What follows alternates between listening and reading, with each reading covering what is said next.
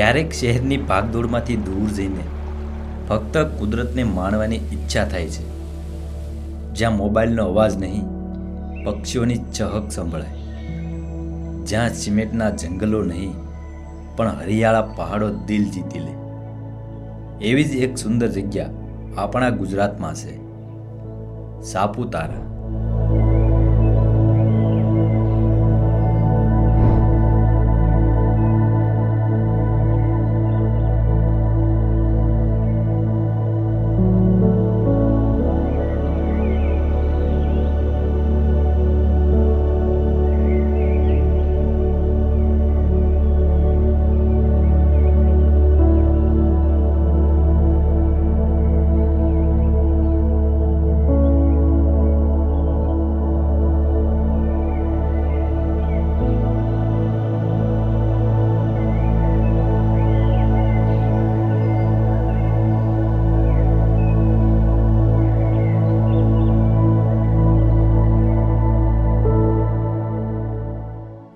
સાપુતારાની સફર રસ્તાથી જ શરૂ થઈ જાય છે.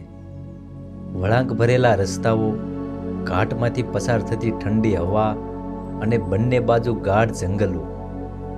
એવું લાગે જાણે આપણે કોઈ સ્વર્ગમાં આવી ગયા હોઈએ.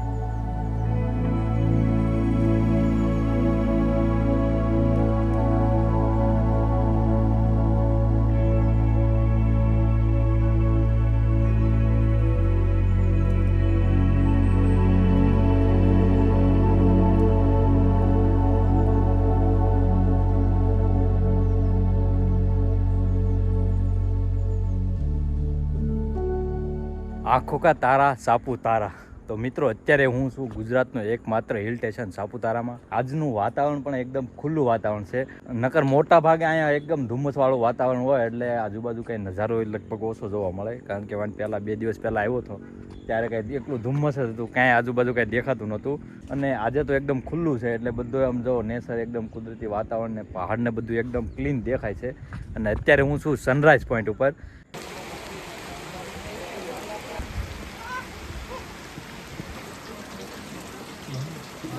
અત્યાર સુધી એકદમ તડકો હતો અને થોડી વારમાં જો પાછો વરસાદ આવી ગયો. ધીમો ધીમો વરસાદ આવી ગયો છે એટલે વાતાવરણ પણ એકદમ ઠંડુ થઈ ગયું છે.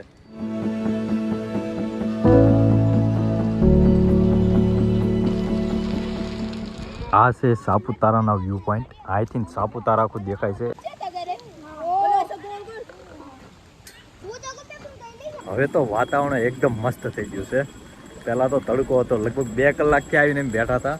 આજુબાજુ ફર્યા પણ કાંઈ ખાસ મજા નહોતી આવતી, કારણ કે તડકો હતો અને કાંઈ એમ ફરવાની એટલું બધું મૂડ ન ચડતું. પણ હવે વાતાવરણ એવું થઈ ગયું ને કે નહીં, હવે તો મજા આવી ગઈ. જો પાછો વધી ગયો છે ને હવે વરસાદ આવે તો વધારે મજા આવી જાય. અને ચારે બાજુ તો એકદમ ધુમ્મસ થઈ ગયું છે અને વાતાવરણ પણ એકદમ ઠંડુ થઈ ગયું છે.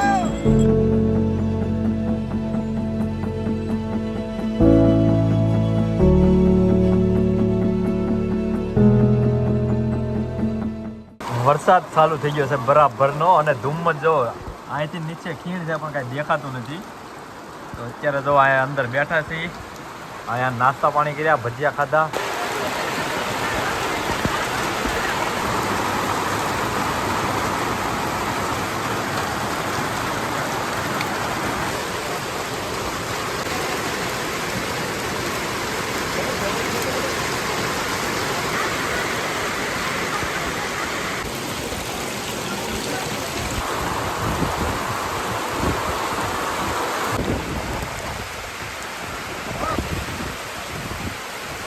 અત્યારનું વાતાવરણ જો એકદમ મસ્ત વાતાવરણ થઈ ગયું છે. કેવા વાદળો જો ડુંગરની ઉપર આવી ગયા છે અને આ બાજુ થોડું ખુલ્લું થઈ ગયું છે ને આ બાજુ જો તડકો દેખાય છે. અને અહીંયા અત્યાર સુધી વરસાદ ચાલુ છે. હવે ધીમો પડી ગયો છે, ઘડીક તો બહુ વરસાદ આવ્યો. હવે વરસાદ બંધ થઈ ગયો છે એટલે એવા આપણે સાપુતારામાં ફરવાનો આનંદ લઈએ. અને હવે વાતાવરણ સરસ મજાનું થઈ ગયું છે. અને વરસાદી માહોલમાં અહીંથી દેખાતા લીલાછમ પહાડો અને ધુમ્મસથી ઢંકાયેલું કુદરતી દ્રશ્ય આંખોને શાંતિ આપે છે. વાદળો જાણે આપણા હાથની નજીક આવી ગયા હોય એવો અહેસાસ થાય છે.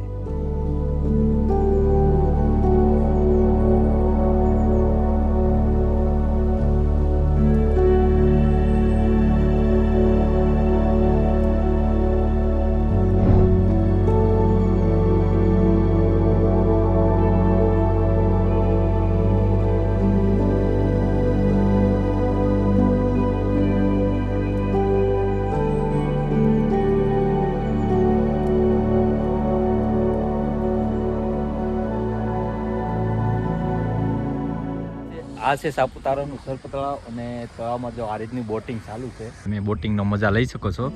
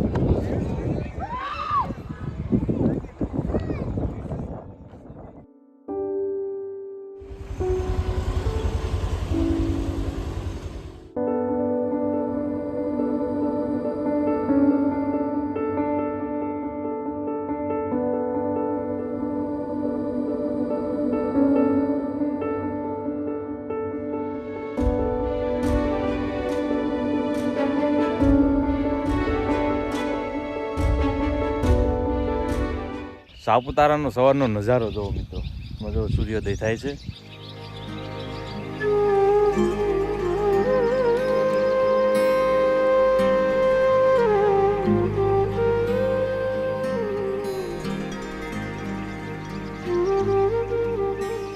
થોડી વાર પહેલાં તો ધુમ્મસ હતું નહીં અને લગભગ 5 મિનિટની અંદર તો ચારે બાજુ ધુમ્મસ આવી ગયું. આગળ તો સૂર્યોદય થતો હતો, દેખાતો હતો અને બધું સાપુતારા પણ દેખાતું હતું. હવે જો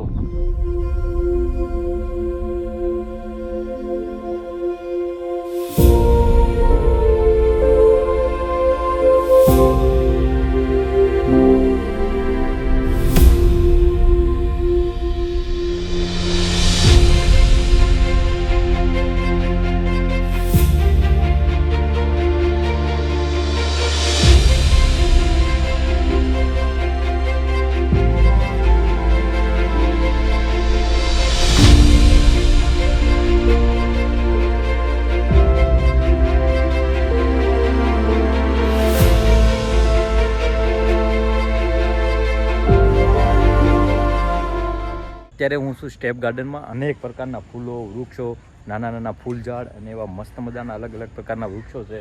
તો અહીંથી લોકેશન પણ એકદમ નીચેનું મસ્ત દેખાય છે.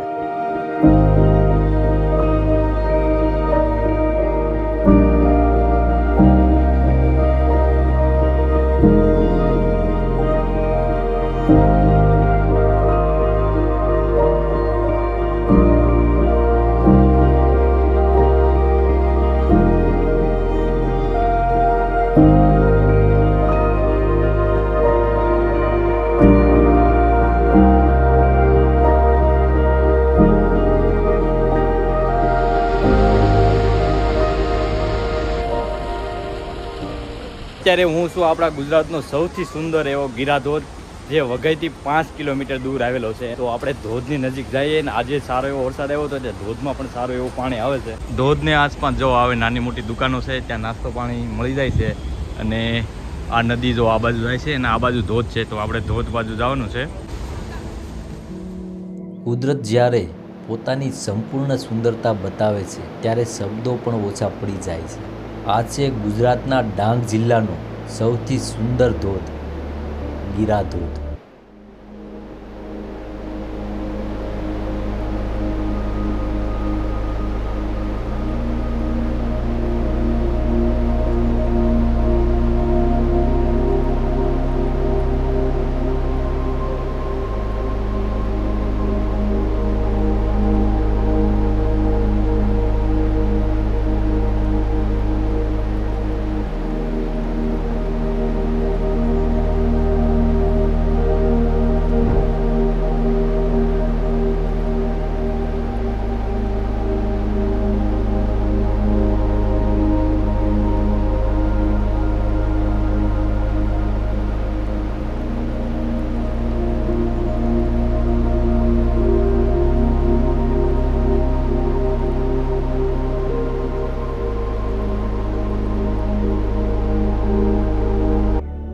ડાંગ વિસ્તાર પોતાની આદિવાસી સંસ્કૃતિ માટે ખૂબ જાણીતો છે. અહીંના ગામડામાં આજે પણ લોકો કુદરત સાથે જોડાઈને જીવન જીવે છે. માટી અને લાકડાથી બનેલા ઘર, સાદગીભર્યું જીવન અને ચહેરા પરનું નિર્દોષ સ્મિત. અહીંની સંસ્કૃતિમાં લોકનૃત્ય, સંગીત અને પરંપરાગત જીવનશૈલી આજે પણ જીવંત છે. શહેરની ભાગદોડથી દૂર આ ગામડા મનને શાંતિ આપે છે. આ ગામડા આપણને શીખવે છે કે સાચી ખુશી સુખ સગવડમાં નહીં પણ શાંતિમાં હોય છે.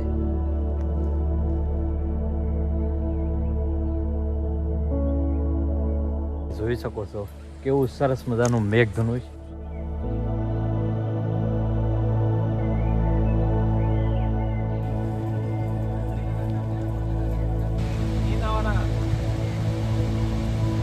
અત્યારે હું આ સરસ મજાના બ્રિજ ઉપર ઊભો છું અને અહીંથી જો નદીના કિનારે સુંદર મજાનું ગામ છે.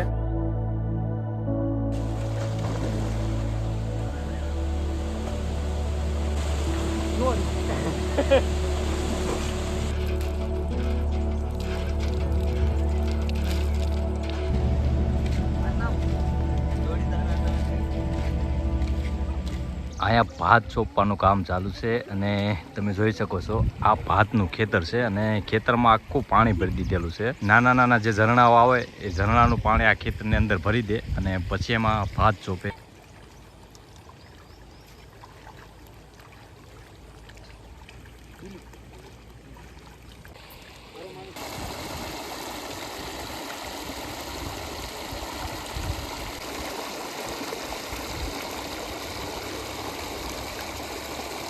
તો જો આ રીતનું ભાતનું ખેતર હોય અને આ બાજુ જો ભાત રોપાઈ ગયા છે અને પાણીમાં જો લગભગ આમાં 1 ફૂટ જેટલું પાણી છે.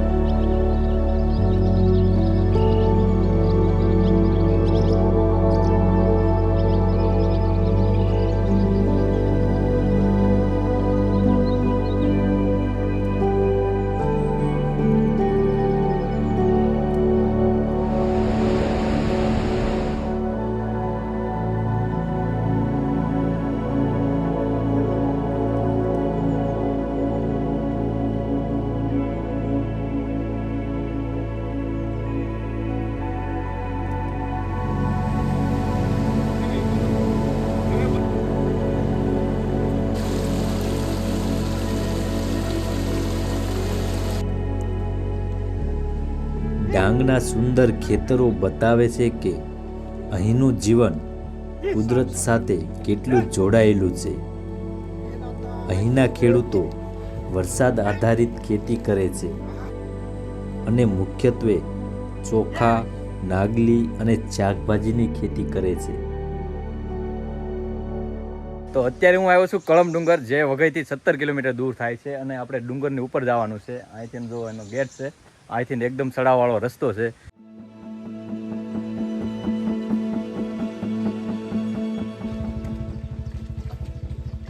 ડાંગમાં મોટા ભાગે પાડાથી ખેતી થાય છે અને જો અત્યારે ખેતરમાં આ રીતનો એકદમ પાડાથી હળ હાંકી અને એકદમ જો ગારા જેવું કરે અને પછી અંદર આ ભાતની રોપાણ કરે છે. અને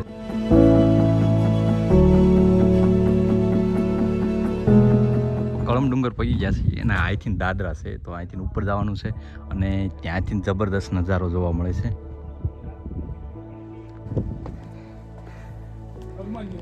થોડા દાદરા ચડો એટલે હનુમાનજીનું મંદિર છે અહીંયા.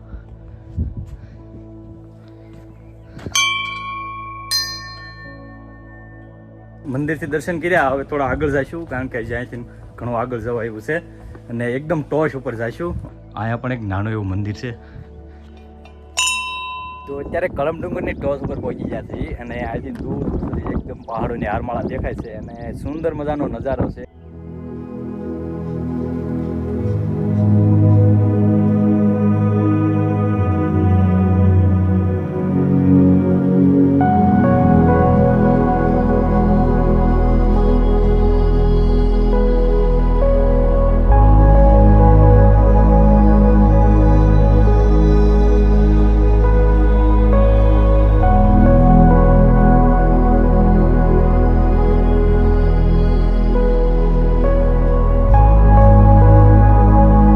અહીંયા આગળ એક ગુફા છે અને ગુફામાં માતાજીનું મંદિર છે. અહીં થોડુંક 50 મીટર દૂર જવું પડે છે. એકદમ નાની એવી કેડી છે, એકદમ સાંકડો રસ્તો છે અને અહીંથી નીચે જો એકદમ ખાઈ છે.